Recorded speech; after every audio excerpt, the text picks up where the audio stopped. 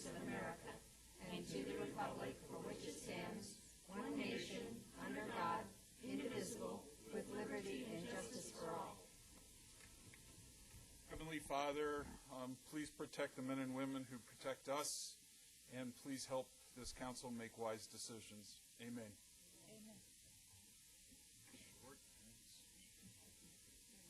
And as I look across the sides here, I think we're all here this evening. Welcome.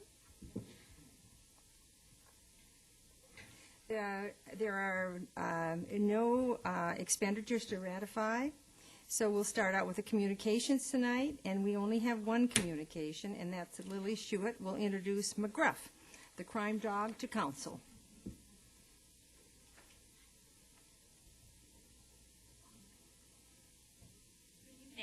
Mayor and council members, it brings me great pleasure to bring McGruff this evening and to introduce Jocelyn Boehm, who will tell you all about McGruff and our upcoming event, which is the GAIN event.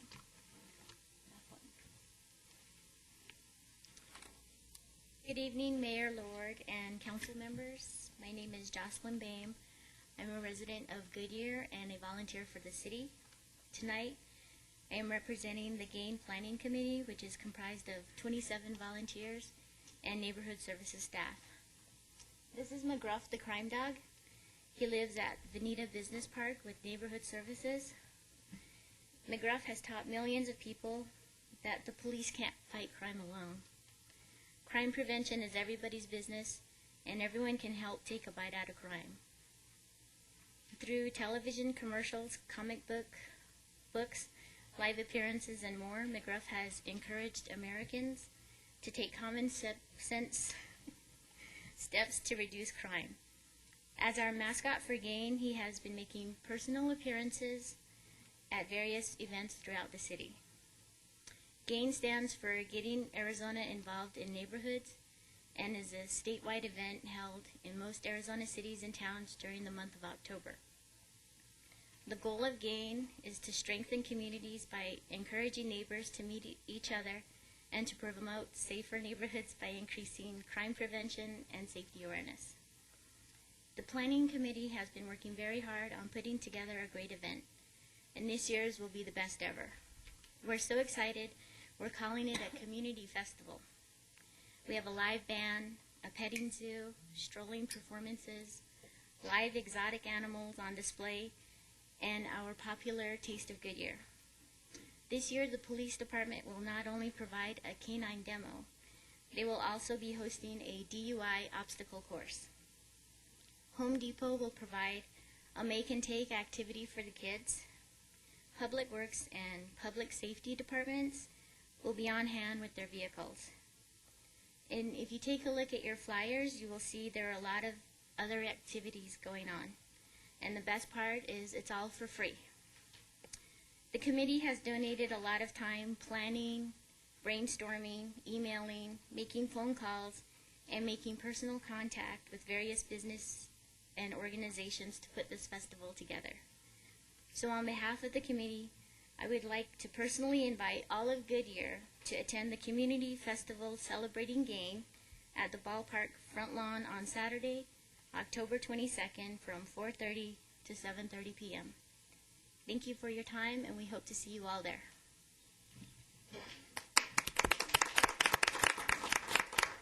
Jocelyn, we'd like to thank you for your presentation. That was well done, and we appreciate all the hours that you give towards this. And we really like the friend you brought. He looks like a pretty good date to bring to a council meeting. He has very penetrating eyes. He's been watching all of us up on here. So I think we will all be attending by the expression on his face, right? We're all going to show up for that event. So we're looking forward to it. And thank you once again. Thank you, Lily. Before I read the next one, do we have any cards? Okay, so that I don't even need to go into that. We don't have any citizens' response from the floor. So we'll just go to this consent agenda, and I'll ask the city clerk to read the consent agenda, items A by title only, please. Item A, approve draft minutes of a special meeting and regular meeting held on September 12, 2011. Thank you. Does anyone from the public wish to remove this item A from the consent agenda? Does anyone on the council wish to remove this? Is there, if you have any questions, would you like the presentation on the minutes? Of course you don't. I won't even ask that. So I ask for motion second on consent item A. So move for their approval. And second. A motion made by Councilwoman Loretano and a second by Councilman Gelzer. A roll call, please. Vice Mayor Osborne, Aye. Councilmember Pizzillo, Aye. Councilmember Loretano, Aye. Councilmember Campbell, Aye. Councilmember Gelzer, Aye. Councilmember Stipp, Aye. Mayor Lord. Aye. Passes 7-0. All right, we only have one item on the business agenda, and we will, it is to amend the portion of the Centerra Planned Area Development and approve comprehensive design guidelines.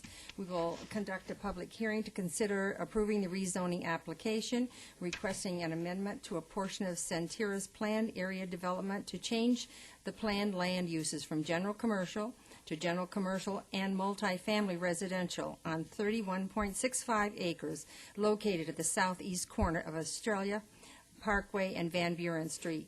So now we're going to open a public meeting. And Karen, oh, it's not Karen. Hello. Hello. I'm sorry, I should have looked up. Not that we don't welcome you, Mr. Schmitz, but you don't look the same as Karen does, so. I will try not to do my best impersonation either. Okay. It's all me tonight. Mayor, council members, good evening. As the mayor introduced, this is a request to amend a portion of the Centerra area, planned area development. And it basically is for the property located at the southeast corner of Van Buren Street and Australia Parkway. It's 31.65 acres of undeveloped land that is currently zoned PAD General Commercial pursuant to the Centerra Planned Area Development. As you can see from the aerial photograph, the surrounding area is comprised of single-family residential to the south, single-family residential to the east, commercial property, mixed use in the Estrella Commons area to the, and Crossroads area to the north, and the Canyon Trails Plaza to the northwest, and also vacant land to the west across Estrella Parkway.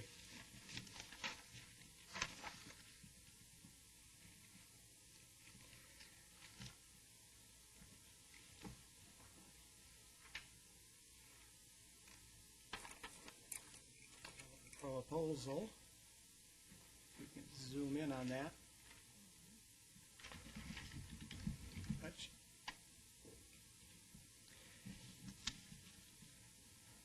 The plan of development for the property is to construct multifamily residential apartment community on the eastern 16.97 acres of the site, which would have direct access both off Van Buren and off of Centerra Drive. The proposal is for 340 units in 16 2- and 3-story apartment buildings, as well as 2 clubhouse swimming pool facilities. In addition, the plan is to have covered and uncovered parking located along the east property line, which would be separated from the single-family area to the east by a 30-foot landscape buffer. The western portion of the site would remain in a C2 PAD zoning district and would be developed with a mix of retail shops, restaurant space, convenience store with gas sales, and a drive-through bank. The property is located in the City Center Gateway Overlay District as well, and the site plan has been designed in respect to the standards in the overlay district in terms of site layout, landscape architecture, pedestrian amenities, connections, and building architecture. The focal point of the project will be at the intersection of Van Buren and Estrella Parkway. There would be a extensive landscaping and a pedestrian connection into the project with unique architecture on the corner that would draw your attention to the project.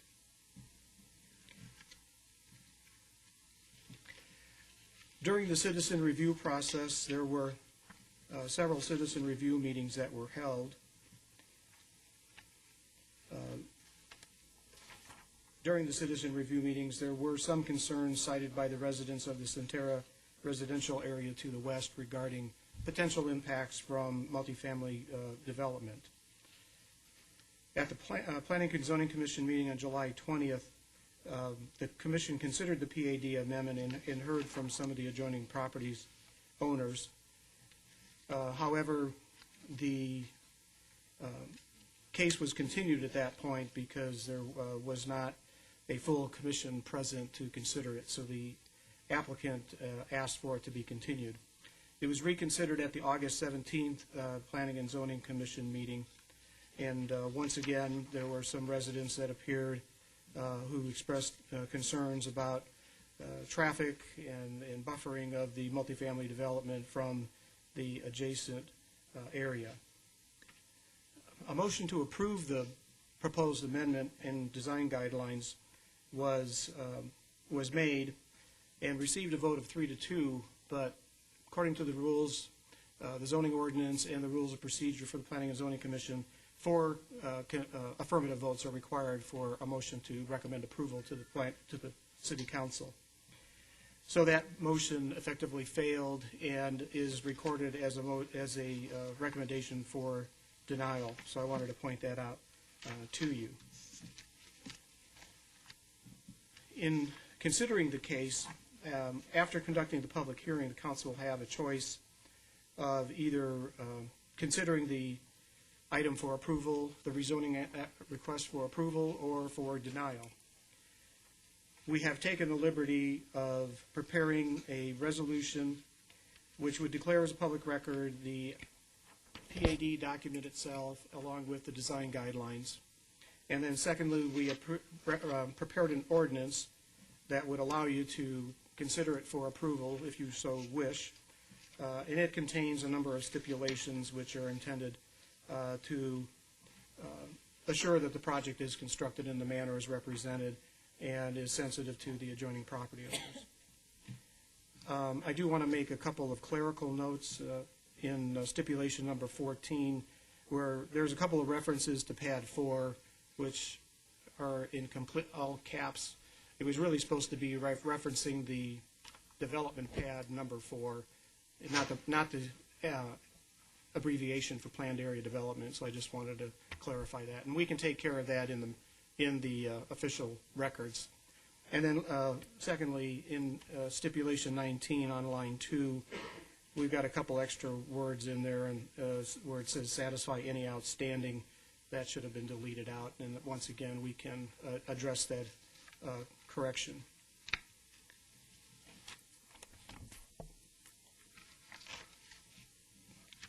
I could go into more detail if you would like, but I think I'll conclude the presentation at this point.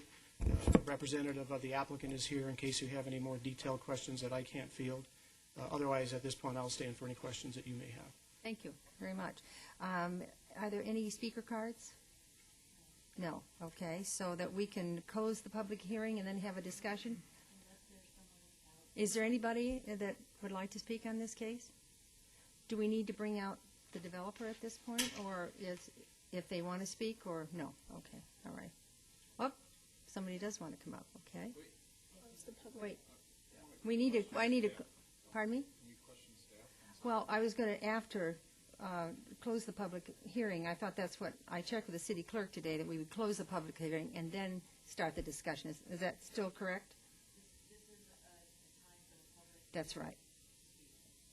Even though we are part of the public, we're on the other side. We're on the other side of this desk here. I'll be right over here. Okay.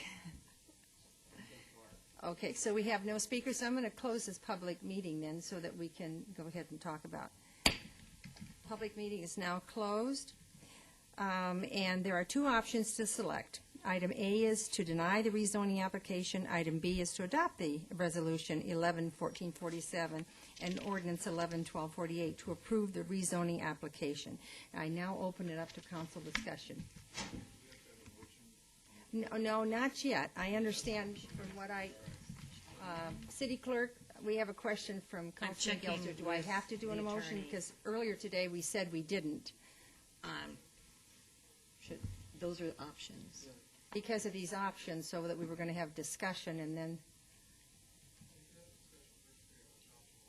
we can do that. Great, okay. Councilman Gelser? Mr. Schmitz, could you put, when you originally put that you have the current or the proposed rezoning and PAD, do you have a copy of the original, what has been approved with the hotel, so that we can look at them side by side? Mayor Lord, Councilman Gelser, I'm not sure I have that. The original PAD approval was basically just PAD for general commercial C2 on the property. Wasn't there a tentative site plan that came with this project? I think I remember that from my planning and zoning days. Madam Mayor, Councilman Gelser, there was a preliminary site plan that they had developed for the site that was in connection with this use permit for the convenience use, you may recall. Oh, for the, Could you, It wasn't historical, officially for approved. historical purposes, could you take your pointer onto the Elmo and show us where the hotel was going to be? What and I think there was some multifamily also in this project, along with a little more commercial. Is my memory correct, or am I incorrect here? Councilman Gelser, I think originally when the use permit was proposed for the gas station, you had the site plan that accompanied it, which showed a hotel and office complex in the center of the site. And then subsequent to that, they came forward with a proposal to amend the PAD and add the multifamily to it. I don't recall if there was multifamily in the original. Was there? The southeast quadrant. Okay, I stand corrected that in the southeast quadrant had some multifamily. So in essence, what is really changing in this is the northeast quadrant is changing from a hotel and commercial to additional multifamily. Does that basically boil it down to a simple yes or no? Or with... that's very difficult to do that. It's simple. Okay, I'm sorry, Joe. And my wife accuses me of over-explaining everything, so I'll caution you with that. But I'll take it under advisement. But what's really changing is the property, as it stands today, is entirely zoned commercial. It doesn't have a multifamily component to it, even though when we reviewed the use permit, there was some intent to bring multifamily forward with that.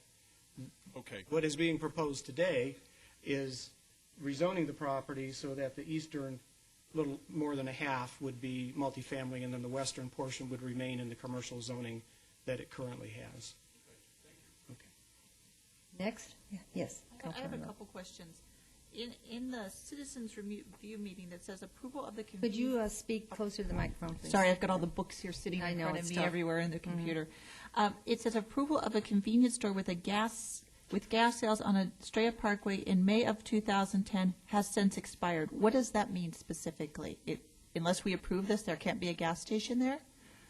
Well, Madam Mayor, Councilmember Laurentano, the use permit, when it's approved, has a time limit on it associated with it. And the use permit that was approved was for the convenience store service station that's located at this location. The use permit is essentially expired for not being developed in a timely manner.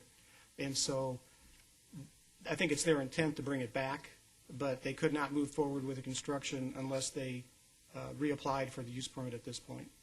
So although this site plan does show a gas station, we have to reapprove that separately from this. Otherwise, although this shows it, it won't necessarily be there. That's correct. Okay, that was one question. And then the other question is, what is our, because these look like they're smaller type pads and going to be smaller type stores, not a large anchor here. What is our vacancy rate for this size of store? And I'm concerned with the mall coming, if that's going to increase, or do we have the ability to fill these right now? Mayor Lord, Councilmember Loretano, I don't know that I'm in a position to answer that specifically. I do believe that the vacancy rate had been high, but is dropping some, but probably not as far as we'd all would like. I guess the other point I would make is that the property already is zoned for commercial and could develop in this type of fashion. I think what the developer is putting forth is the notion that the property is probably more ripe for multifamily right now, which in turn could help build a base that would support the commercial that might occur on the property. And the multifamily rates, my understanding is those are, rentals are filling up. I mean, our vacancy rates are decreasing, correct? That is what we understand. That's correct. And how about on Estrella? Do we know, because I know there's a whole line of apartments there, and are those all full, or what are the rates on those? Councilmember Loretano, my understanding is that the vacancy rate in those units are in the 8 to 10% range right now, which is not atypical, which is actually pretty good for most residential units. Thank you. Next. A couple of questions. Since the idea here is going from a commercial center to kind of a living center project, looking at this site plan, are these apartments completely open to the center, or is there a walled area through? It looks like it's completely open. Mayor Lord, Councilmember Osborne, our Vice Mayor Osborne, that is my understanding. Okay, and on the plan it shows pedestrian connection. In the past, the city has been really strong on trying to have every center with connected to trails and walkability, and so since this is back to being a living center, and the whole thought concept was it would be supporting somewhat of these shops within it, how is the pedestrian connections going through? Because it only shows just right here at the beginning. I mean, are these going to be sidewalked pathways through to the center of the complexes, and also how they then, say, go on to Centera Drive or onto Van Buren Street? I don't know what this roundabout-looking thing is. And also, are the darker shaded areas the 2-story levels and the whites are 3-story? I don't know the difference between some of that. So I'm just kind of throwing some of these questions out. And then also, I did notice, since we are going back to it being multi-housing rather than hotel and commercial, I don't see that the school district has had any connection here. So I would like to know that. I did put in a call to Kathy Stafford, but I wasn't able to get through to her. So I would like some answers about that. And let's see, I thought I had something else. I guess that's kind of it right now.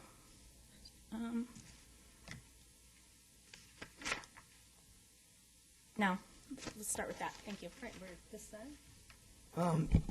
Excuse me, a couple questions. On stipulation 19, it talks about 50% of the cost of the traffic signal installed will be paid by the developer.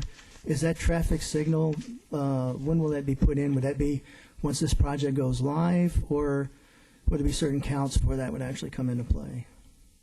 Mayor Lord, Councilmember Pizzillo, the intent there would be the traffic signal would not be installed until it was warranted.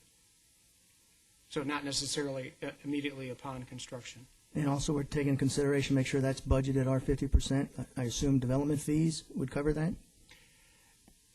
Either that, or it's also possible it could be constructed when the property on the other side of the street develops as well. So, but we routinely budget funds for traffic signal installation, so that should be available for that. Okay. Another question I have deals with the payment of and I appreciate that's in there, money that's owed for the Van Buren improvements, the $447,000. That has to be paid at time permit is issued, if I read that correctly. Is that correct? Councilmember Pizzillo, that is absolutely correct. Okay. A concern I have is on the buffer zone, and I've talked to staff about this, is I'd like to see larger trees in the buffer zone, where the residential is. I know there's different trees that grow faster, get a little more shade, something to kind of maybe block the view from those a little more from the residential that are looking in. And I realize it's staggered. I also realize they have the pads, but I'd still, like to see something with the trees.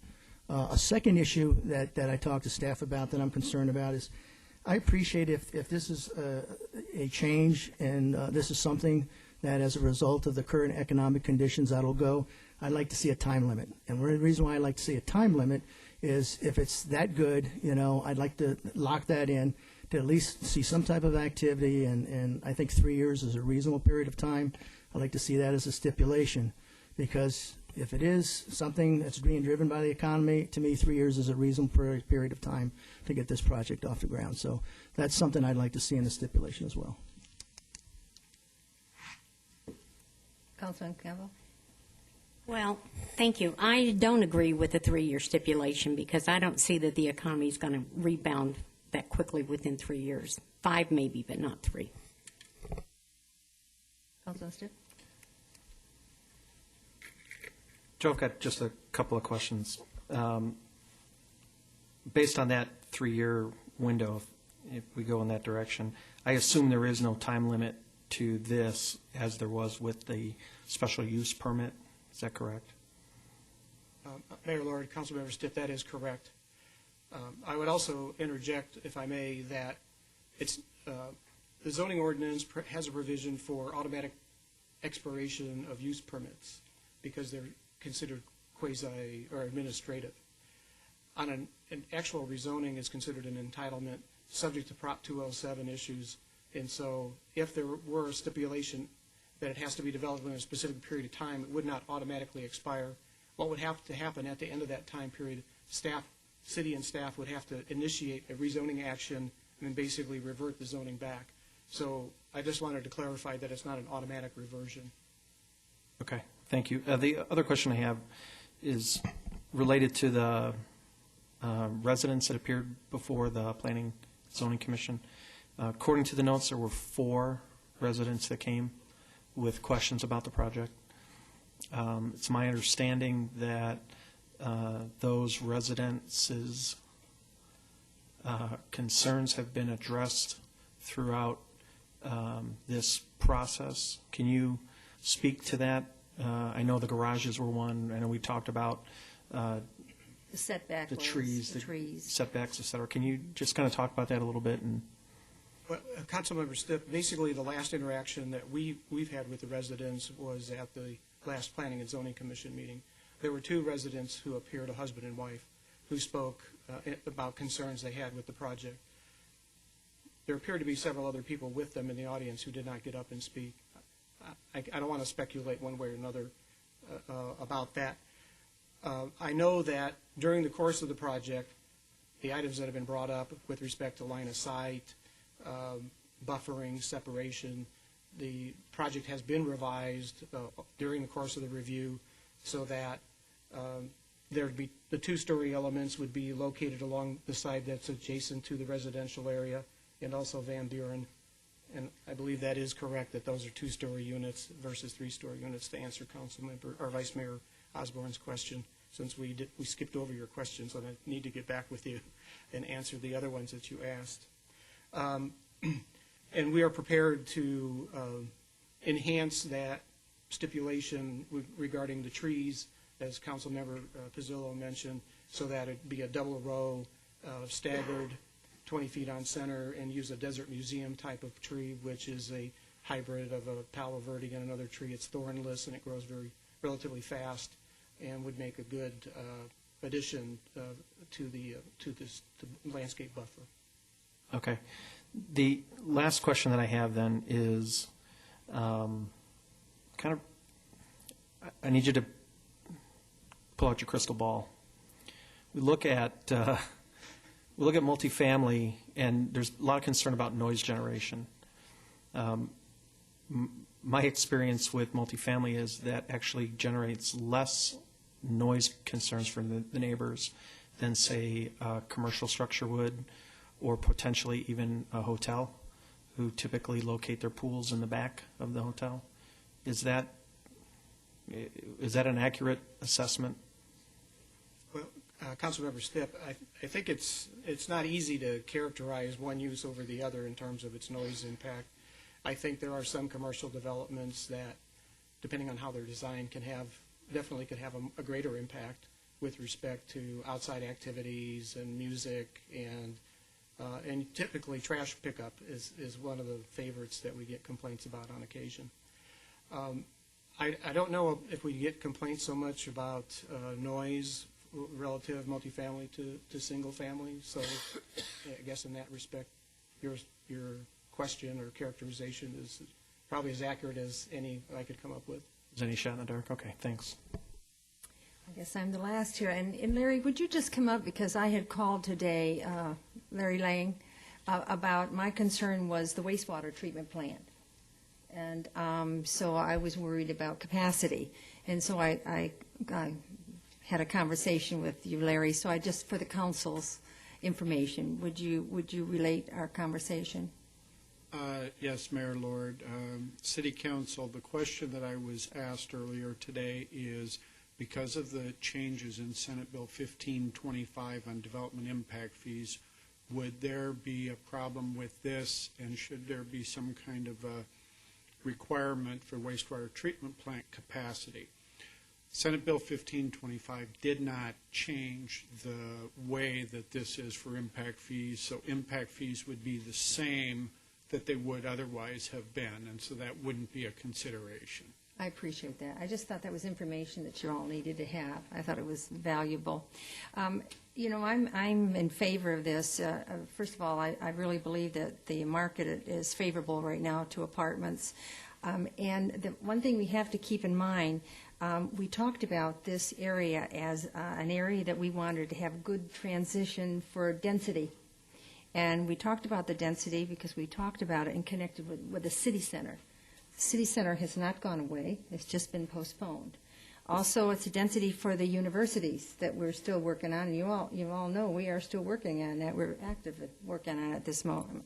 So I just feel that it really answers a lot of needs for as we go along and develop this. And everything is done now in stages. We're not going to do anything overnight. We're all quite aware of this.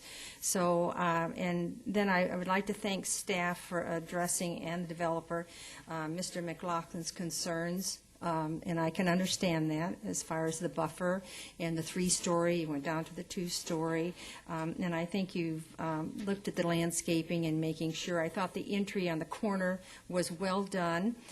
It would be great to have an art feature there, but I just throw that out to you. You know, if you have anything laying around that you thought would be good for the city, we always would appreciate that. But overall, I thought this was good. So. Okay, I'm turning you to city clerk, so how do we do this about deciding, do I have to have a motion to, where am I going on this? I'll make a motion to approve. To approve, so we don't even have to worry. Wait. No. Yes, thank you. She needs to read it first. So you're going to read. Madam Mayor. Or the approval? Reading tea leaves, we don't think there's a recommendation for denial up there, so I think she's going to read the ordinance. Excuse me, can I get some answers first? Yes. Thank you. Joanne? I need to hear some answers first. Okay. Thank you. Yeah. Go ahead. Vice Mayor Osborne, I did want to respond to the 3 questions that you had. Oh, I'm sorry, Joanne. With regard to pedestrian connections, we have advised the applicant of the importance of the pedestrian connections, and I think you see some of them in this preliminary site plan. Those would be reviewed in more detail when we get into final site plan design. You can't, you know, we probably could have done a little better job on the preliminary showing them, but they certainly would be an integral component of any final site plan approved for the project. And I believe you are correct that the shaded area is the 2-story versus the 3 stories, where we try to transition the buildings from the center of the project to the residential area. And then lastly, with respect to the school district, I don't recall that we had a contact with the school district, so that is an outstanding item that we probably should follow up on. But on the other hand, I do know that the district has been seeing a decrease in enrollment, so I'm not sure that, I don't believe it's going to be a problem for capacity, but I understand we should pursue that. Does the applicant have an answer?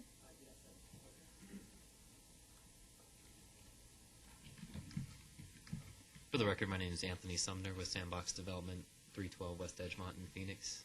Mayor Lord, Vice Mayor Osborne, we did reach out to the school districts as part of our process, and in May I sent a letter on behalf of my client to both the elementary district and the high school district, just informing them of the project. I sent the attachments, our preliminary site plan and the PAD documents, and asked for any feedback and if they had any questions or concerns.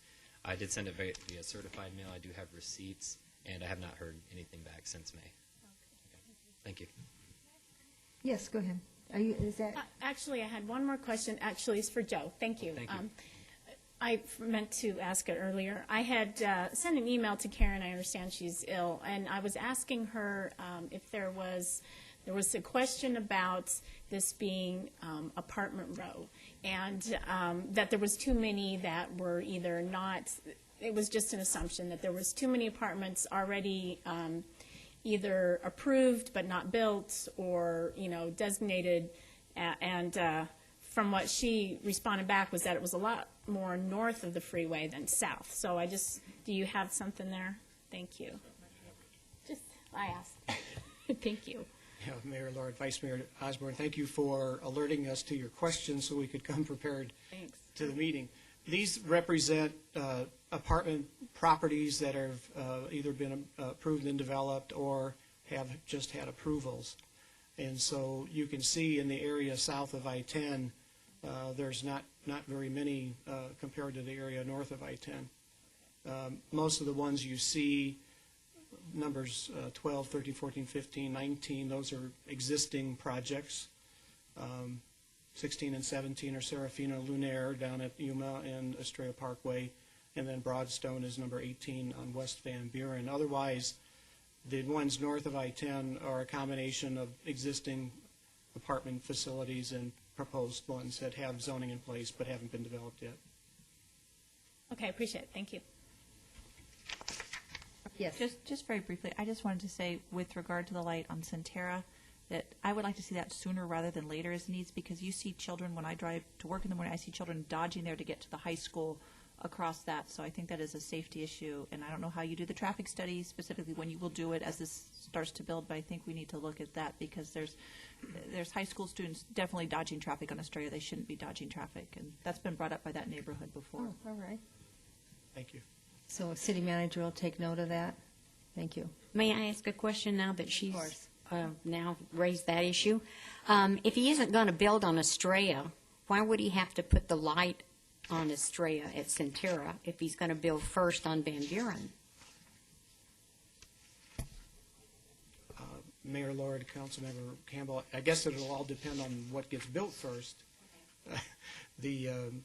The phasing plan actually showed, I think, the corner going first, and then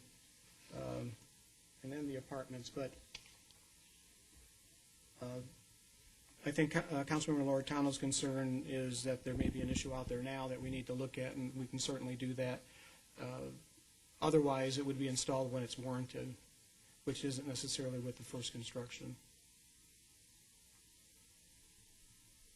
Mayor, quick follow-up. On the stipulation 19, what kicks in the 50% on the light? If we found it to be warranted, would the 50% from the developer kick in, or what? I see the step, but I'm not sure what kicks in the 50% for the developer. I guess my question is, if you find out for a safety reason, like Councilmember Loretano had mentioned, that it's needed, and this project is approved, there's nothing built there, so would we build it and have to collect the 50% from the developer once they pulled the permit? How would that work? What's the mechanics there? Councilmember Pizzillo, I think it's referencing the development agreement for Centera, and I have it here, but I don't have it committed to memory, so I'd have to look there, but I think it probably has the trigger mechanism in that development agreement, which typically reads when warranted or directed by the city engineer. So I think it's at our election. Well, it's certainly not a traffic count problem. It would be, the traffic count's there. You agree? Mayor Lloyd, there's definitely volume on Estrella Parkway. Yeah. And so Whether the side street traffic is sufficient to generate the warrant for the signal, or absence of gaps in the traffic on Astoria Parkway could be another warrant that would justify installation of the signal. So it may be there. Okay. Are we all satisfied? Have we got all our questions? Well, oh, one more. Go ahead. No, Molly, did you have? No. Oh, all right. The only thing is, I'm not sure, and I think, Joe, you have some language, but I'd still like to add two more stipulations that broadens the barrier, the trees, and I still like the timeline. I might not get full consent on there, but I think it's real important as you see these things light up here. If the project, if there's that kind of a demand out there for the apartment complex, I think a reasonable period of time to get it, at least the permit pulled. And I know you've been working on some language. I think it's not unreasonable to put in as a stipulation. You know, the trees bother me a little bit. I have to tell you, trees grow so rapidly.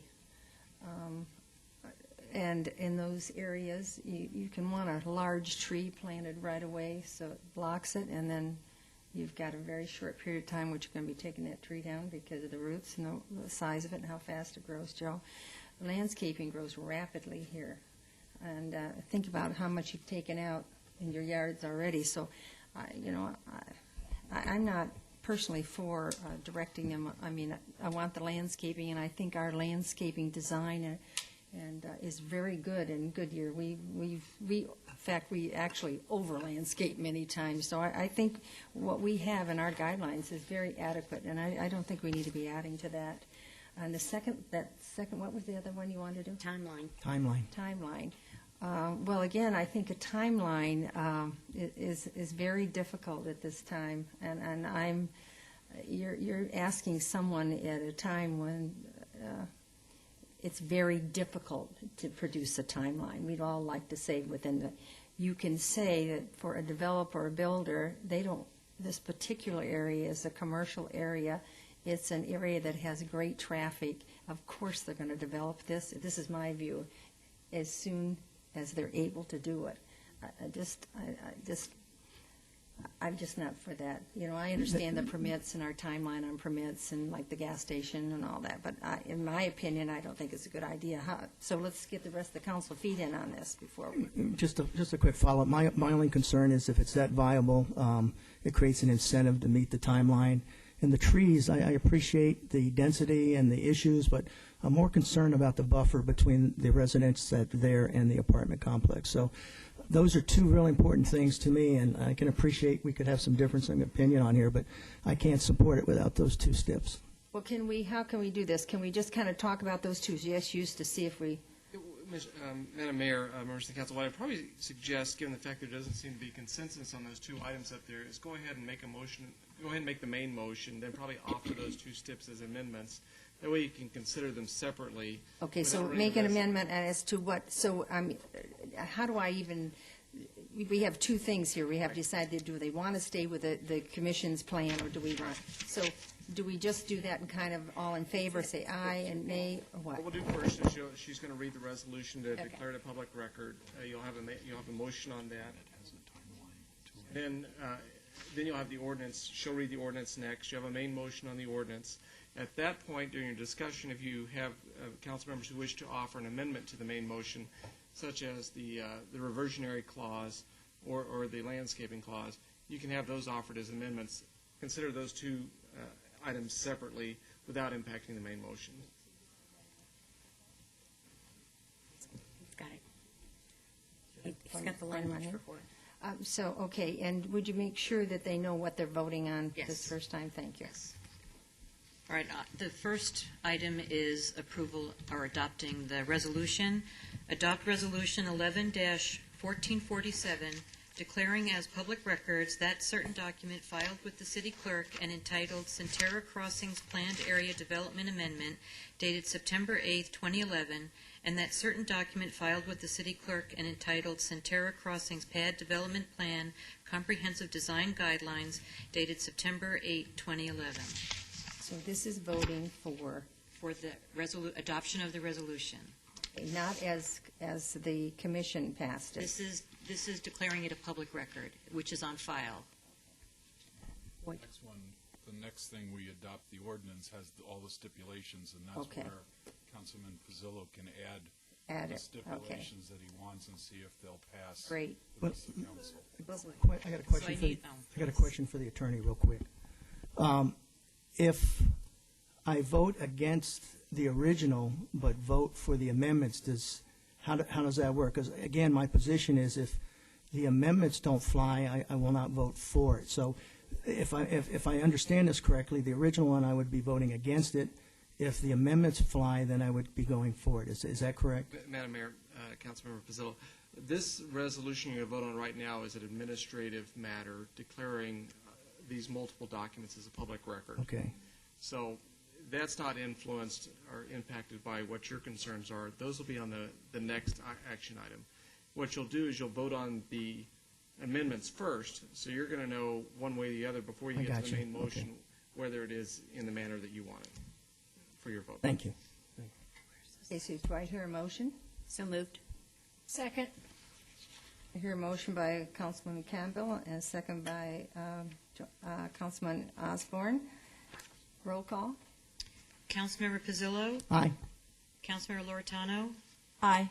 Councilmember Campbell, Aye. Councilmember Gelzer, Aye. Councilmember Stipp, Aye. Vice Mayor Osborne, Aye. Mayor Lord. Aye.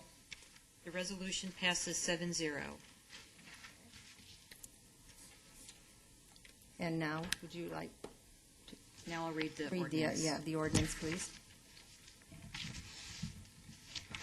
Adopt Ordinance 11-1248, providing for an amendment to the Centerra Planned Area Development Zoning, conditionally approved by Ordinance Numbers 99-677 and 02-794, to conditionally rezone a portion of the pad consisting of 31.65 acres to be known as Centerra Crossings, generally located at the southeast corner of Estrella Parkway and Van Buren Street, to revise the pad and change the planned land use from general commercial to general commercial and multifamily residential, approving and adopting by reference Centerra Crossings Pad Development Plan Comprehensive Design Guidelines dated September 8, 2011, adopting supplementary zoning map number 09-001, providing for severability and providing for an effective date. Do I hear a motion? So moved. Second. I hear a motion by Councilman Campbell and a second by Councilman Gelzer. Is this where I Is would, this where I open for discussion Open for for the discussion. amendment? Correct. All right. is this where I can offer an This is amendment? where you can offer it. Can I quickly question, Joe, is this, okay, so what are we saying? You would like what size box? He's going to read it. I'm going to read it. I asked him to Okay. write I've got some something. language. Okay, All right. all right. Councilmember Pizzillo, I'd probably offer them as two amendments. Two separate? Okay, read one and then Then take action, then offer the second. offer the second? Okay. First Amendment I'd like to offer is failure of the owner-developer to commence vertical construction of the multifamily portion of the rezoning area within 3 years of the date of City Council approval of this rezoning request shall be cause for the City Council to rescind the multifamily rezoning unless an extension of time is granted by the City Council. That's my motion. Do I hear a second? I'll second it for discussion purposes. All right. All in favor? Wait, I need to do, pardon me? Discussion. Discussion first, excuse me, thank you. I Discussion? have a question. Councilman Campbell? Since I was not on council when we took action on the development of the mall, was there a time frame put for that? Can someone answer me? Because I don't know. Madam Mayor, There's- members of the council, I don't believe the zoning had a time limit, but there were certain triggers in the development agreement that called for vertical construction within certain amounts of time Okay. to trigger the incentives and And the reimbursement infrastructure, provisions. some of the Correct. infrastructure, that's And- what triggered And we it. had a extension to that, I believe, a couple of years ago. Okay. Well, do we normally put a time limit on when a developer comes to develop in this city? Mayor, members of the council, in my experience, recently I don't believe we have, but historically I've seen a number of zonings that have had similar clauses. As I believe when the count, And when Joe may the, have better, I'm sorry? you may have better information. Mayor Lord, Councilmember Campbell, it used to be a practice of the city, and the zoning ordinance provides for it, where this type of condition can be imposed on a rezoning. It's been used less in recent years because of the influence of Proposition 207, which was adopted by the voters a couple of years ago, which makes it more difficult to enforce those types of stipulations. And so they have become a little less popular than they had been in the past. I think it's still within your purview, particularly since this property has an underlying commercial zoning, so there could be some argument whether or not there would be a diminution in value as a result of the revocation or the reversion of the zoning. But that is why you see them less than you had seen them before. Thank you. yes, Councilman. Joe, sorry, you get back up there again. I didn't know if you're talking to crowd. On the Proposition 207, you said that obviously that has changed the way that things are done, because my understanding is that basically we have given them a right, and if we revert it, we're taking away that right kind of idea. Councilmember Loretano, that's the principle, although it applies more clearly in an instance where, let's say, a property is zoned industrial and you don't want it to be industrial anymore, and the city unilaterally tries to rezone that property to something else. Prop 207 definitely can come into play in that instance, where you have a request that's before you asking for something, and you put a stipulation on it at the time they're asking for something. It's arguable that maybe 207 wouldn't apply, or as clearly at least in that situation. But it is Still fuzzy. it's still That's a what I was question. going to say. It's Still fuzzy. fuzzy. Sounds like the lawyers get involved when you have fuzzy. We typically ask the developers to sign a Prop 207 waiver in order to process the rezoning, so I think Roar can correct me if I'm wrong. If we add that stipulation, we would basically then have to ask the applicant to amend their Prop 207 waiver to accept that condition of approval.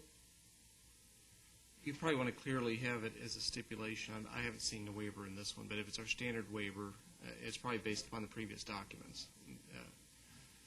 And then what would we have to do, let's say, if Councilmember Pizzillo's amendment passed, let's say in 3 years, or I heard someone say 5 years, but in X amount of time period, if it wasn't built because the economy, it's fluctuating every day, whatever reason, economic circumstances, it's just not built, what steps does the city have to take specifically? Councilmember Loretano, what would happen is at the end of that time period, if the stipulation reads as proposed, vertical construction has not commenced within that time period, then it would be basically upon us as the city, staff would initiate a rezoning application, publish notice in the newspaper, take it back through the process. The applicant, just like anyone else, would have an opportunity to be heard, and then it would basically come back before the city council for a final action. You would have an opportunity at that time to rescind the zoning, or you'd have the opportunity to extend the zoning. But it would be at the city's initiation, so we would incur all the costs associated with with moving that type of an application forward. And what are those costs? What would that be, ballpark, I guess? Well, granted, a revocation based on an existing record is probably not as difficult as processing a case from scratch. But we would incur publication of notice, notification to the adjoining property owners. I mean, it'd be probably maybe a couple $1,000s worth of publication, postage, and staff time. So. Okay. Any more oh, yes, Councilman Stipp. Well, Oh, I'm sorry. sorry. Just a moment, I'll do it. Having a little difficulty engaging my brain and my mouth I at had the same time. I was probably blocking your view, sorry. What, it doesn't appear as though there's any advantage to us putting this stipulation in place. It doesn't mean that the developer has to develop it. They can just come back and say, hey, we need a little bit more time. there doesn't seem to be a viable, I mean, I get the whole point behind it, but I don't see what, we're going to go through an awful lot for virtually little benefit at the end. I mean, am I misreading that? I mean, I realize what you just explained. Hold on a second. I'm not even, let me rephrase that. I don't want you to answer that. Are you addressing that to this Joe or that Joe? Would you like him to come up here and vote for you? No. Just kind of in general. I guess my point is, maybe it's not really a question. Yeah, exactly. Stop while I'm ahead. We're not really going to gain anything by doing this. I'm going to address the rest of my council members on that. Is it doesn't appear as though we're going to gain much by doing this, and we're trying to encourage development. Let's not do something that's going to be a hindrance to getting the job done. Thank That's you. the only comment. Mayor Lord, I actually did have an Councilman answer. Gelser? I actually did have an answer for that. Oh, you did have an answer. Oh, I'm sorry. Go right ahead. In a lot of, I think it's a point that's worth noting that in a lot of instances where you're rezoning the property from agricultural to a specific zoning district, whether it's single-family, multifamily, commercial, industrial, there has been a sentiment in the past that zoning may be speculative, where all that's happening is the property is being rezoned to another zoning district to enhance the value of the property, and nothing gets developed. So in those instances, a time limit kind of makes sense because to address the question of speculation. In this instance, the reversion would go back to a commercial district, so it's probably not as strong an argument as in the prior case. But nonetheless, it does hold an applicant's feet to the fire, so to speak, to pursue what they're requesting. Councilman Gelser? I just wanted to give some history from coming. Talk in the microphone, please. Coming through 8 years of council. 2004, 2005, we started taking out the stipulation for a 2-year commitment to start going vertical. And that was before even Prop 207.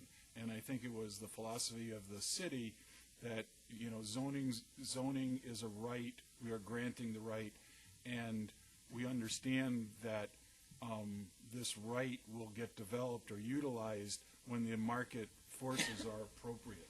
And I don't see any reason to change that philosophy on this. I don't want to put these people's feet to the fire. I want them to build a quality product. They seem to think that they're going to start moving along within 2 years.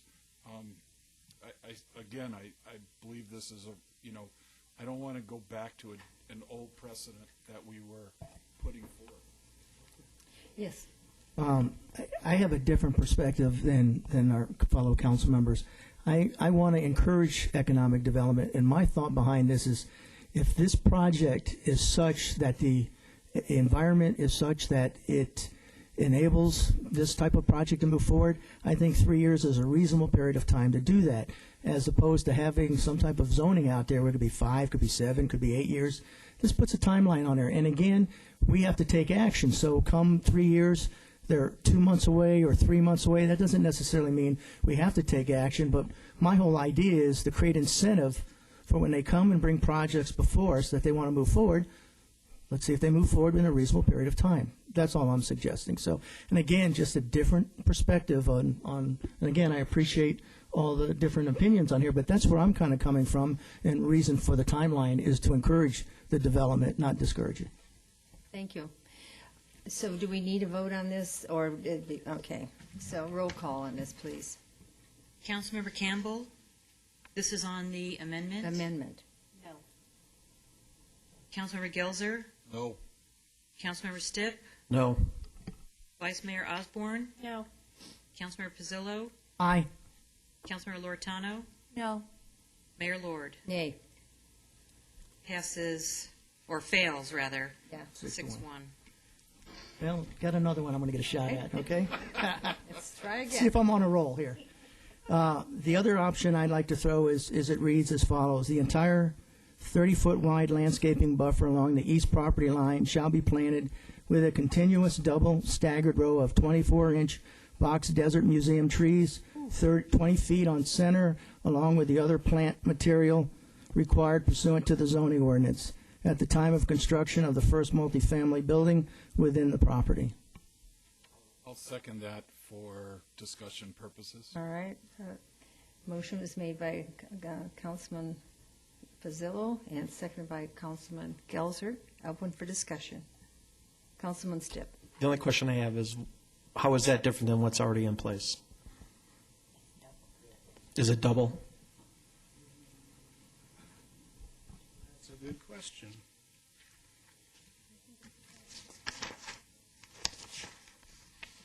Does our applicant know? Does it double it? What does it do quantity-wise? Can we just have a little dialogue on that?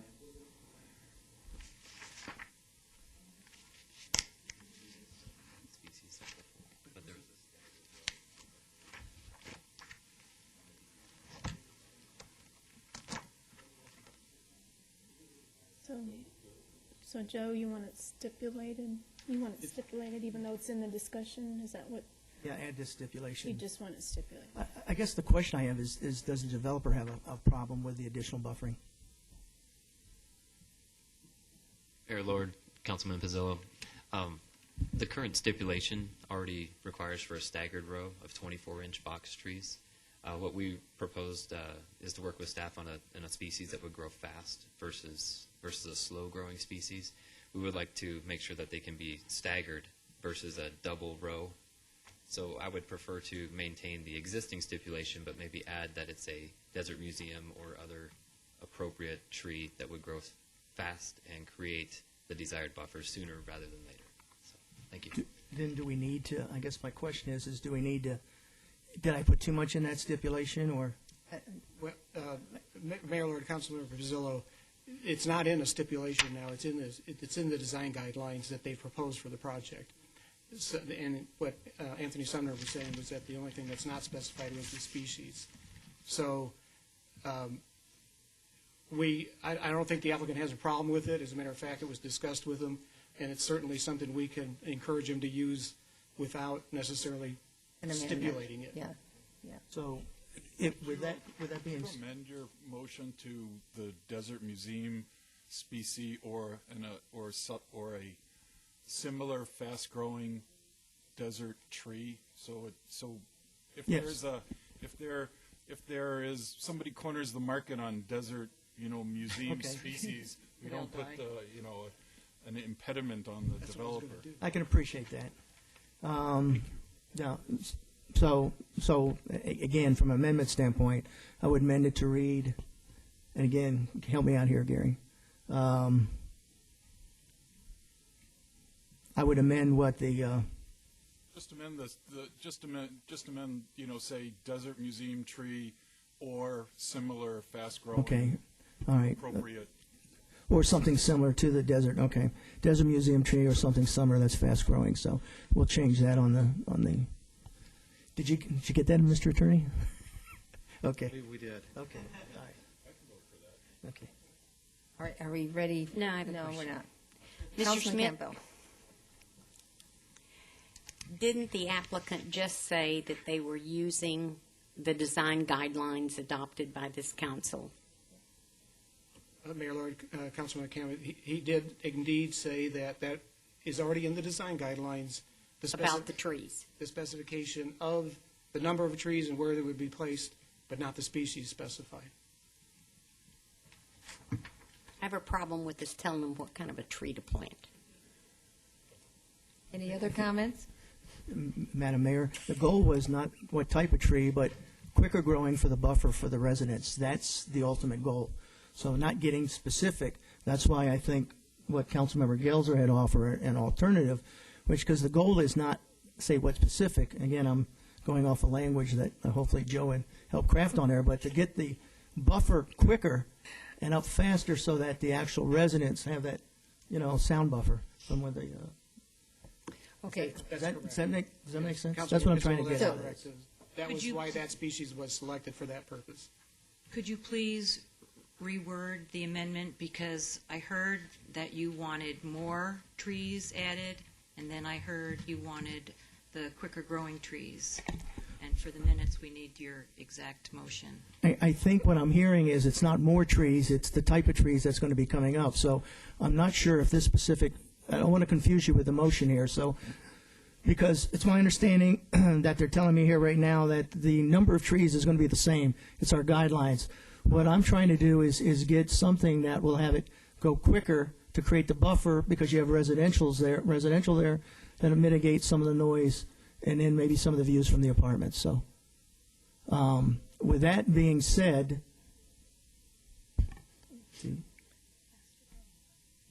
That, or you have to go larger box.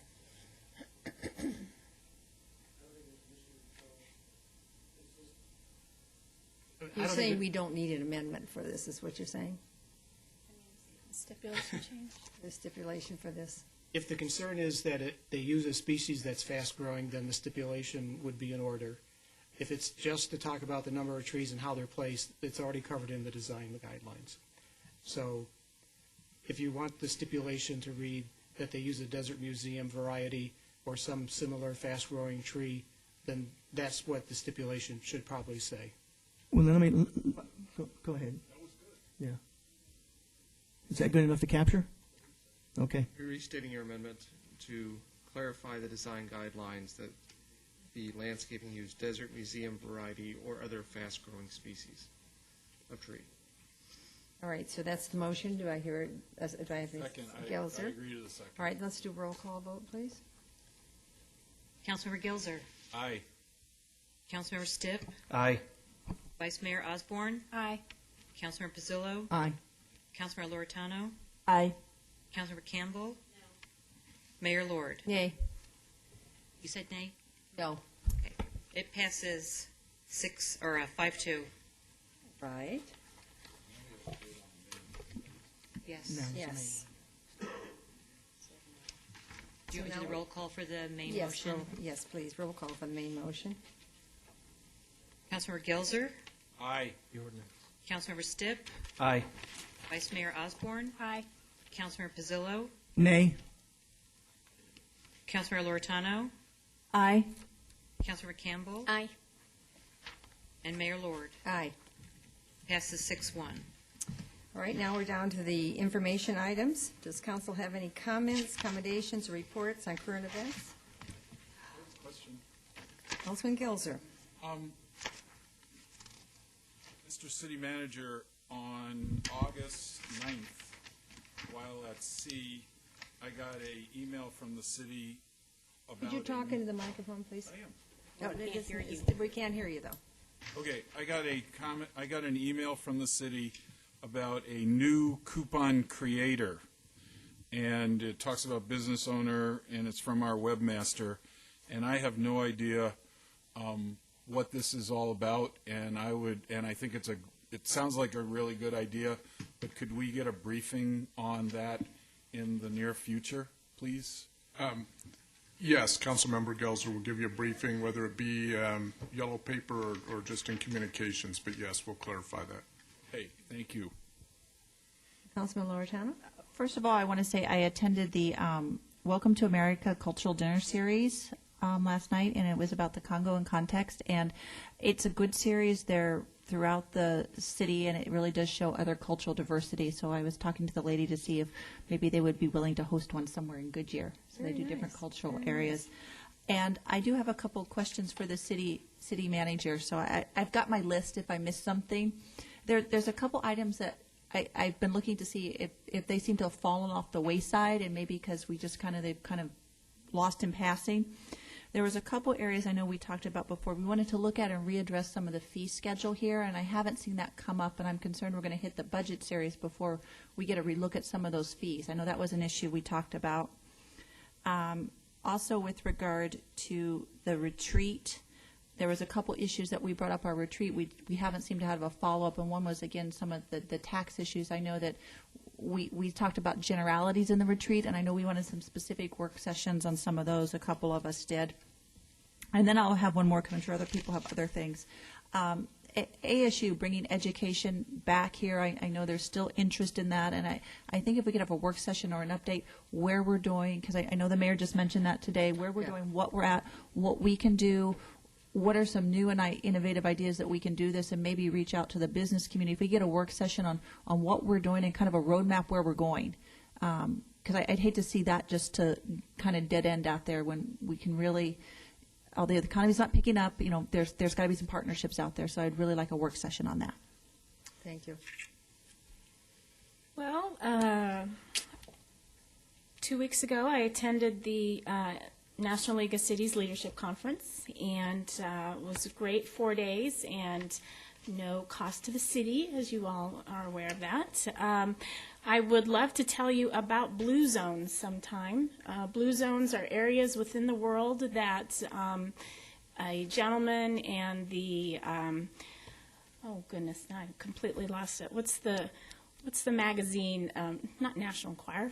What is the magazine that? I hope it wasn't National Enquirer. National Enquirer. Anyway, no.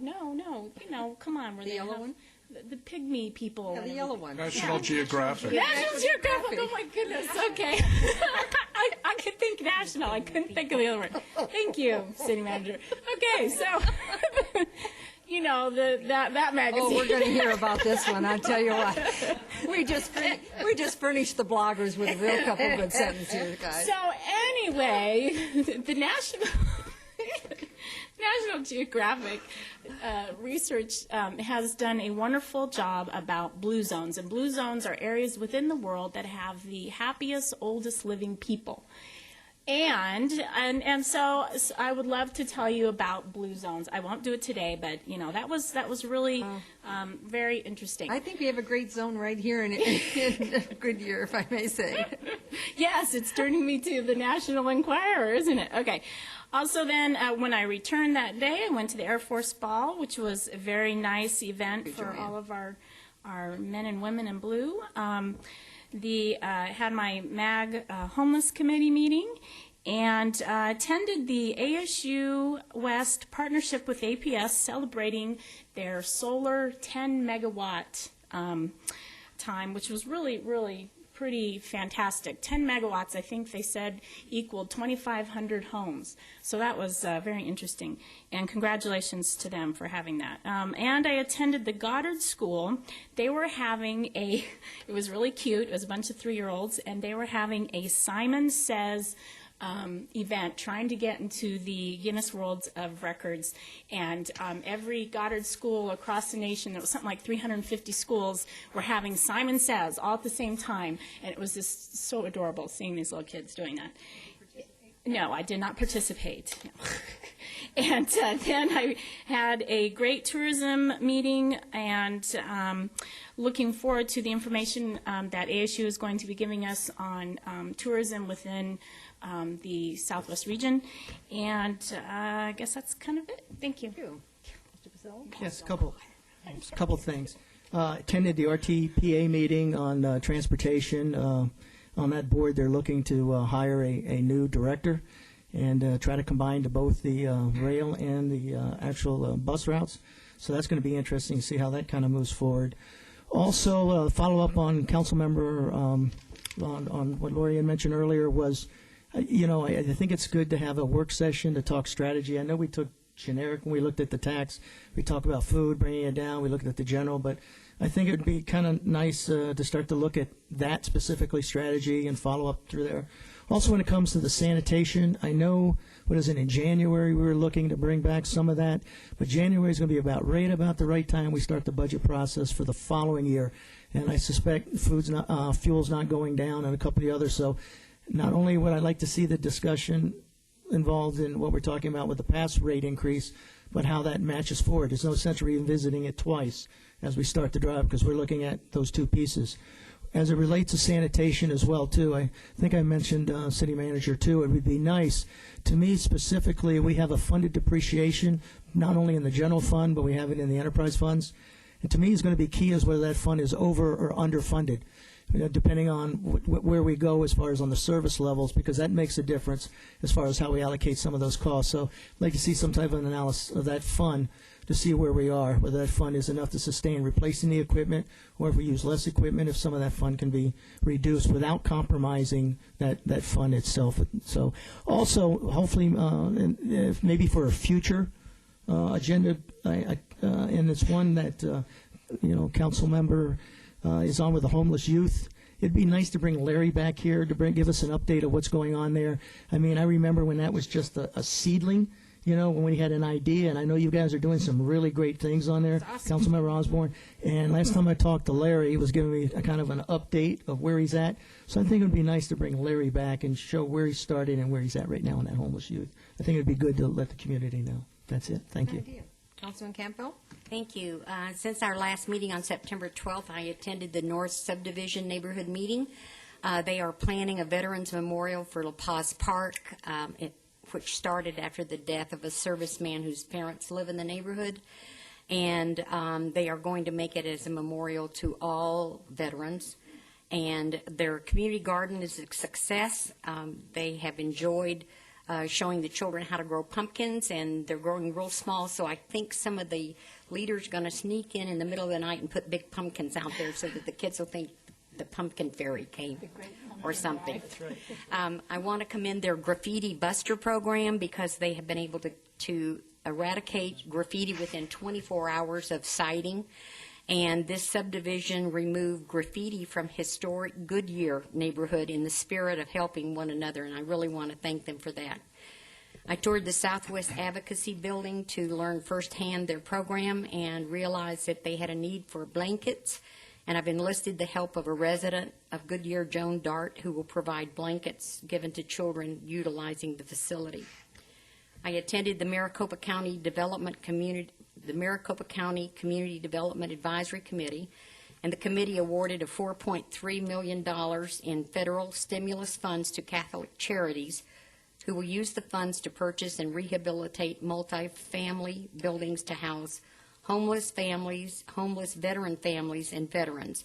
And the proposed facility will be located somewhere in the West Valley. I attended the Faith Community Roundtable. The Goodyear Food Bank will hold its grand opening on October 15th, and we're very pleased that that is happening. We also attended Sub-Zero grand opening, and the facility was beautiful. I attended the Goodyear Centennial Committee, and it's on track planning a parade with the City of Avondale to celebrate the Arizona Centennial in February 2012. And we'll want to remind the council that tickets for the Centennial Quilt Raffle are on sale in City Hall, $5 each or $6 for $25. All money goes to refurbish our train depot. I spent a great day at Mobile Elementary School with the children, visiting in all their classrooms, reading to them, and having lunch with the kids. That was really a lot of fun. I attended the Valley Forward Awards Dinner. I attended the Arizona Town Hall Day of Civic Action Day and attended Three Rivers Historical Society, where Mike Ketchum, who served Goodyear as a council member and a vice mayor long before all of our time, was guest speaker, and he told some great stories of how Goodyear was when he was a kid growing up here and how amazing it was. I attended the Neighborhood Watch Foundation meeting, and I'm now serving on their board of directors, and the foundation is working on enlarging the block watch program for our city. With staff member Mark Flynn, I inspected the city roads in Mobile and attended the Mobile Elementary School Board meeting. Members of the board are very dedicated residents of Mobile and are to be commended for their work with the students and the school. I addressed the attendees at the Goodyear Police Department's You Are Not Alone YANA program last week. We celebrated their one-year anniversary, and as of today, we have 115 residents participating in this program. Volunteers in police service, commonly called our VIPs, call residents who are signed up for this program to ascertain if they are in need of assistance. So it's really a welfare check of our seniors who are living alone. I met with the Code Division of our city for a briefing of their department, and I attended the Friends of the Goodyear Library meeting. And the Friends are holding their annual book sale during the Pebble Creek Car Show on October 16th. And Mayor, I'd like to tell you of some astounding figures that I got from the Goodyear Branch Library. This is amazing. The number of items in collection, which means books that are actually housed in this little library, are 13,350 books. The circulation is the material used, which means checking out the books, picking up books on hold, renewing online, was 199,827 books, with the highest number of circulation this past June of 20,570 books. The percentage of self-checkouts where you go in yourself, pick your book up, and use your card and check yourself out was 83%. The gate count, which is how many people walked through their doors this year, was 78,015, 78,015. Last year's attendance was 66,956. The square footage of library space is only 1,797 square feet. The circulation per square feet of library space is only 111.2 space. The summer reading program registrants were 721 children. The volunteer hours worked by teens helping children to read was 409 hours. The number of library programs offered in our little library was 94, and the program attendance was 3,076 in doing the library programs. And Litchfield Park Main Library will be closed from October 7th to November 7th before remodeling. And they're going to be transferring a lot of holes to our library for people to come and pick up. So our library next month will probably exceed an astounding number, too. So it shows you the need is there for the library. People are using it, and they love it. Thank you for that report, because it's very interesting. We have people say that libraries are passé and that you don't need them, you just need a few computers in a room, and that proves that's not so, that people are still going to libraries, and congratulations to our citizens that are becoming readers. We like that. Councilman Stipp. I attended a couple of the same events. I was at the Air Force Ball with the Vice Mayor. It is a wonderful celebration for the airmen to celebrate their year, celebrate the anniversary of the Air Force. It was a very moving experience. It was wonderful. We did have the historic Goodyear meeting. It was held this month. My first attendance as the council rep. They were very, very appreciative of the graffiti busters that came in from North Subdivision to help them. They were able to identify someone from within their own community. The graffiti buster program, I think, is a huge success in our community, and it's real important to keep the aesthetic appeal of Goodyear up and going. Councilman Pizzillo came for a little moral support. I appreciated that with my first meeting there. I did have a couple of things for the city manager. At the last meeting, Councilmember Loretano brought up the kiosk signs. And we received a follow-up explaining the cost structure, et cetera, for the kiosk signs. Quite honestly, I'm not really satisfied with that answer. The way I understood it was we were going to try to do something to help our local businesses out, and we're treating them worse than we are the home developers. We're bumping them off the signs. We're charging them the same price. I think we need to have a very serious look at that. The other thing I would like to see, and I don't know if the rest of the council feels this way, but maybe we need to think about increasing the number of those that we can do specifically for our small businesses. So we got the explanation. The question was asked and answered, but I think we need to take that one step farther. That's just my opinion. Couple of items. Councilmember Loretano clicked off a couple that I thought we were going to talk about. We got the thing in our packet. Here's what's upcoming the next few months. I did not see anything in there about reviewing the pay structure, the 16 steps versus 8 steps, the performance review system, the fact that we've got 83% of our employees getting outstandings and a rating system. I thought we were going to have a discussion on that. We did. So It's in November. Well, I knew the discussion about how we are compared is coming up, and I saw the thing in there from the Waters Group. It wasn't clear to me that that was part of it. Is it? Mayor and Councilmember Stipp, what that is we had planned in November to have a work session on compensation philosophy, whether it be pay for performance, time and grade, and we were looking at having Waters come in and talk about a little bit of a historical perspective as far as how we established our compensation program. That was intended for that work session. We have slated November. The challenge is we want to make sure that we have the next HR director on board before we do that. So it's really a function of when we have that person on board.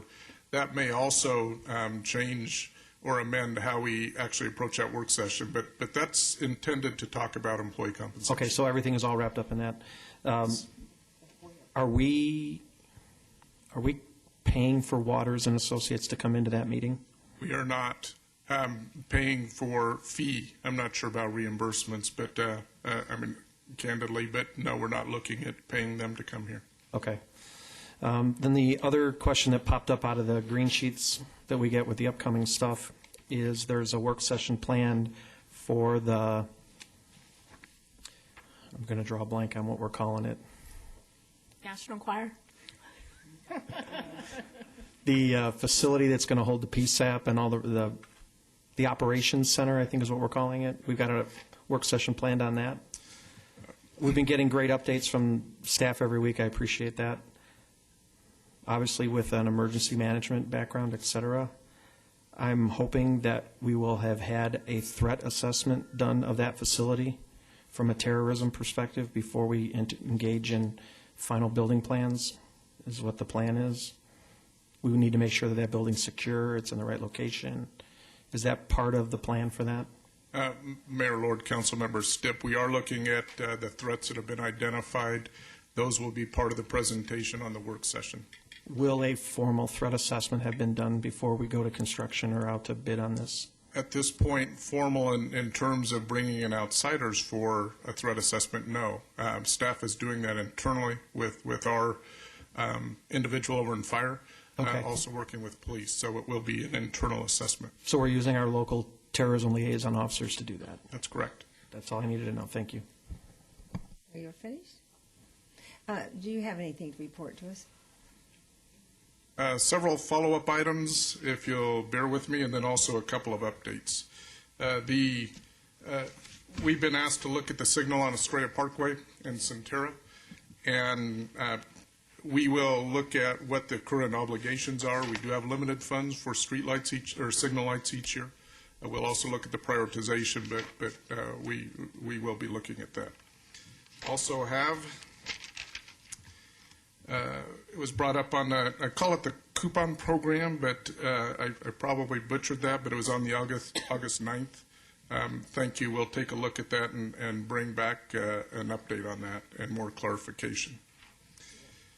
We've been asked to look at the fee schedules, and that's really several things. One is future implementation schedules, policy considerations, so really looking at the big picture of our fees, all fees that are under council consideration.